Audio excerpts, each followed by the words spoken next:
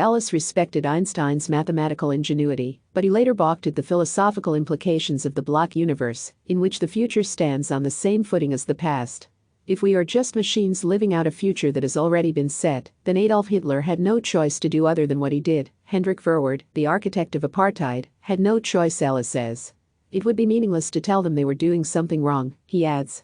To me, that's an untenable view of the world that will lead to great evil, because people will just stand by as evil takes place. Ellis's new model is a modification, rather than a radical upheaval, of the block universe.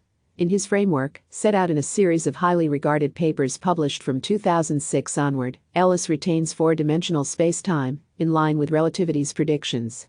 However, he argues that Einstein took that concept too far. There's no need to assume that the fourth dimension must already exist out into infinity. Thus Ellis's model has one crucial difference from Einstein's. The future boundary does not encompass all that will ever happen. Instead, the leading edge of space-time marks the present crawling outward, moment by moment, transforming tomorrow's maybes into yesterday's fixed happenings. Tomorrow there will be one more day in the universe than there was today, says Ellis. The past is real and can have had an effect on us today, but the future cannot influence us because it does not yet exist. He found hope in another branch of physics, well known to physicists, where a transformation from uncertain possibilities observably becomes a fixed reality. It's in the realm of quantum mechanics, a weird theory that governs the behavior of subatomic particles. At the quantum level, chance and probability rule. For instance, it is impossible to predict the precise state of a particle, its position and energy, until you measure it. Before that moment, the particle comprises myriad possibilities, a superposition of all possible locations, speeds and energies at once. This apparent contradiction of Einstein's block universe has been demonstrated many times in the lab. Physicists have known for decades that quantum mechanics and general relativity are incompatible.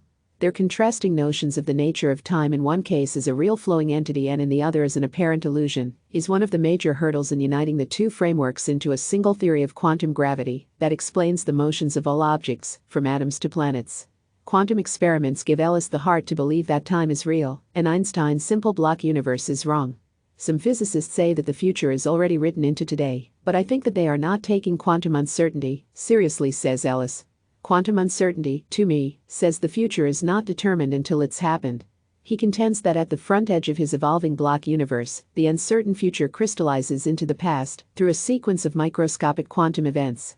At each event, particles are forced to transform from their original uncertain quantum state, where they juggle multiple conflicting identities, and settle into one rigid identity.